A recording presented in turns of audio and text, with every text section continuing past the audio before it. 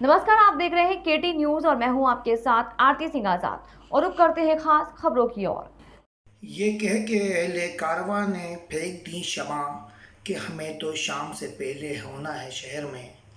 जी हाँ, ये जो आप मंजर देख रहे हैं ये भोपाल के करीब बिलकिसगंज का है। बिलकिसगंज सीहोर जिले के अंतर्गत आता है।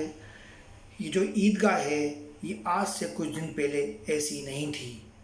दरअसल इस ईदगाह के अंदर गंदगी और गलाजत डाली जा रही थी। तब यहाँ के जागरूक लोगों की नींद खुली और उन्होंने आनन फानन में इसकी चार दीवारी बना दी और ईदगाह के काम को अंजाम देना शुरू कर दिया।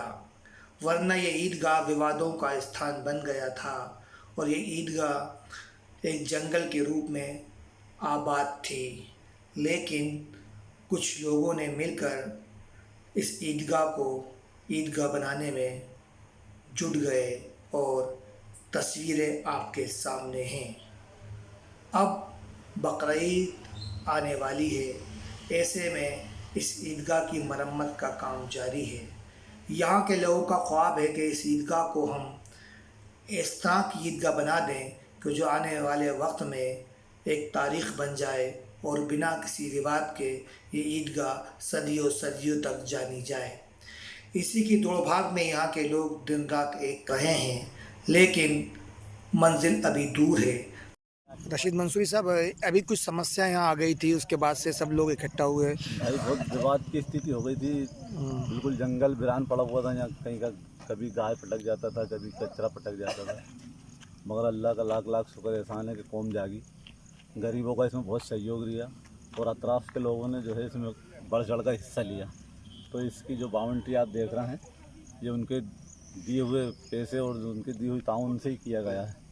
अल्लाह ने जो है इसमें काफ़ी इसमें सहयोग गरीबों का लिया है और अभी इसमें लगभग 8-10 लाख रुपए की और सख्त से सख्त ज़रूरत है, जबकि ये है इसके मुसल्ले बिछाना बाकी है। क्या नाम है आपका? मुकीम भाई। मुकीम भाई, किस तरह से इस ईदगाह का आप निर्माण कर रहे हैं और क्या क्या दिक्कतें आ रही हैं? अब सब गरीब आदमियों से सब उगा के नहीं, चंदा करके नहीं, किसी ने 100 रुपये भी दे रहे हैं, जैसे दे रहा है वैसे हम इमदाद करके काम को आगे बढ़ा रहे हैं। और अभी काम बहुत कसर है, लगभग 10-15 लाख रुपए लग भी चुके हैं। समस्या जो है आपके सामने है, लगभग भी 8-10 लाख रुपए लग सकते हैं इसमें। कौन कहता है कि आसमां में सुराख नहीं हो सकता, तबीयत से एक पत्थर तो उछालो यारो। जी हाँ, हम इस वक्त मौजूद हैं बिलकिसगंज में, जी बिलकुल ज़िले के अंतर्गत आता है। ये जो जगह है इसको हम कहते हैं ईदगाह, यानी बिलकिसगंज की ईदगाह। आज से कुछ दिनों पहले ये खंडर पड़ी थी, बियाबान पड़ी थी, एक जंगल का रूप लिए हुई थी। लेकिन यहाँ के रहवासियों ने इसका चेहरा बदल दिया। और आप देखेंगे कि इसको पूरी तरह से कवर कर दिया गया है, बाउंड्री बना दी गई है, किसी भी विवाद की स्थिति ना बने इसलिए चारों तरफ से दीवारें खींच दी गई हैं। यहाँ पर लाखों रुपए का काम अभी बाकी है। यहाँ के लोग लगातार अपने जेब से जो इनसे बन रहा है वो कर रहे हैं। सरकार की कोई मदद नहीं है। मसाजिद कमेटी भोपाल ने भी अभी तरफ इस तरफ रुख नहीं किया है और ना ही किसी भी बड़े लोगों ने इस तरफ रुख किया है। यहाँ दरकार है इमदाद की, यहाँ दरकार है लोगों की कंधे से कंधा मिलाने की। बशर्त ये है कि एक नियत के साथ एक कदम उठना ज़रूरी है बिलकिसगंज ईदगाह के लिए। राजगढ़ प्रदेश के उच्च शिक्षा मंत्री डॉक्टर मोहन यादव द्वारा राजगढ़ जिले के प्रवास के दौरान छापेहेड़ा में 4 करोड़ 35 लाख रुपए लागत से निर्मित होने वाले शासकीय महाविद्यालय भवन के कार्य का भूमि पूजन कर शिलान्यास पट्टिका का अनावरण किया गया। इस अवसर पर उन्होंने बड़ी संख्या में मौजूद स्थानीय नागरिकों एवं छात्र छात्राओं से कहा कि उच्च शिक्षा के लिए कोई कमी नहीं रहने दी जाएगी। इस हेतु मांगों की पूर्ति भी की जाएगी। आयोजित कार्यक्रम में सांसद रोडमल नागर, खिलचीपुर विधायक प्रियव्रत सिंह खिची एवं पूर्व विधायक हजारीलाल दांगी द्वारा भी संबोधित किया गया तथा क्षेत्रीय आवश्यकताओं की मांगे बताई गई। आज आप छापेड़ा बना रहे हैं, आपका बहुत बहुत स्वागत है। आपको 8:30 बजे उज्जैन पहुंचना है। ये संभव हो जाता अगर यहाँ से नलखेड़ा की रोड बनी हुई होती और वहां पे तापी नदी पे पुलिया बनी होती। आप 8:30 बजे उज्जैन निश्चित पहुंच जाते। तो मुझे आपको सहारनपुर पे तो होके घूम के जाना होगा। मेरा पूरा विश्वास है कि आप इसको ध्यान रखेंगे। साथ साथ ही उच्च शिक्षा विभाग आपके पास से बहुत बहुत धन्यवाद। आप ये कॉलेज का शिलान्यास करने पधारे। हमारी बहुत पुरानी मांग थी, मैंने भी विधानसभा में आपसे इसके लिए आश्वासन चाहा था, आपने दिया था और आज वो आश्वासन पूरा भी हो रहा है।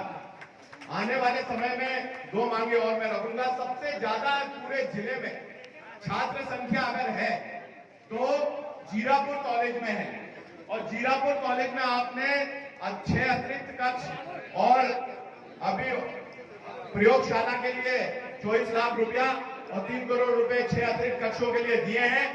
मैं आपसे ये अनुरोध करूंगा, ये संख्या तभी बटेगी जब यहाँ पर महाविद्यालय माचलपुर में भी एक खुलेगा। माचलपुर में महाविद्यालय खुलता है तो निश्चित रूप से पूरे खिलचीपुर विधानसभा क्षेत्र का बैलेंस बन जाएगा। एक अनुरोध और है कि कोरोना महामारी को हम अभी पार ही कर रहे हैं, पार पूरी रूप से निजात नहीं है। आने वाले समय में रामपुर एसपी शगुन गौतम द्वारा जनपद रामपुर में संगठित होकर गैंग बनाकर अपराध करने वालों के विरुद्ध चलाए जा रहे अभियान के अंतर्गत 9 जुलाई को थानागंज पुलिस द्वारा गैंगस्टर एक्ट के अभियोग में वांछित फरार चल रहे अभियुक्त मुस्तफा को रामपुर के पास से गिरफ्तार किया गया। गिरफ्तार अभियुक्त मुस्तफा पर अब तक 4 मुकदमे दर्ज कर कार्रवाई की गई है। पंजीकृत मुकदमा अपराध संख्या 240/21 धारा 2/3 गैंगस्टर एक्ट के अभियोग में वांछित फरार चल रहा था। गंज पुलिस के द्वारा एक गैंगस्टर को गिरफ्तार किया है। क्या है पूरा मामला? वांछित गैंगस्टर एक्ट के अभियुक्तों की गिरफ्तारी का एक अभियान चलाया जा रहा है रामपुर पुलिस द्वारा। इसमें मुस्तफ़ा नाम का एक अभियुक्त गिरफ्तार हुआ है, जिसके विरुद्ध थानागंज पर गैंगस्टर एक्ट का मुकदमा पंजीकृत है और सिविल लाइन थाने पर भी इसके विरुद्ध मुकदमे पंजीकृत है। बस्ती जिले के कई ब्लॉकों में नामांकन को लेकर जमकर बवाल हुआ है, जहां उपद्रवियों पर पुलिस ने लाठियां बरसाई। नामांकन को लेकर बेकाबू भीड़ को तितर-बितर करने के लिए पुलिस ने लाठियां बरसाई। प्रमुख अरविंद सिंह के समर्थक और बीजेपी समर्थकों में नामांकन को लेकर तनाव है। नामांकन के दौरान हाथापाई में अरविंद सिंह का शर्ट फट गया और उन्हें चोटें भी आई हैं। ब्लॉक गेट पर बीजेपी समर्थक धरना दे रहे हैं।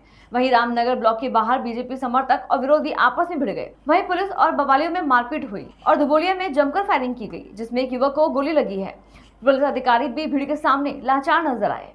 भैया जी, अगर मैं उस गांव में 2-3 महीना पहले भी गया होऊंगा तब मुझे दोषी भी मान लिया जाए। मैं उस जिस गांव की घटना है, अब तो मोबाइल का ज़माना है, आदमी पता चल जाता है कि इस गांव में कब गया, अगर प्रशासन चाहे तो पता कर ले। मैं 2-2 महीने 3-3 महीना पहले भी उस गांव में गया था, तो मैं अपहरण कैसे कर सकता हूँ?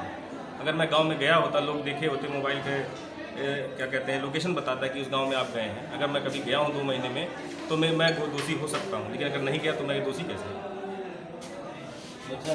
फिलहाल के इतना ही। खबरों का सिलसिला लगातार जारी है। आप बने रहे KT न्यूज़ के साथ। नमस्कार।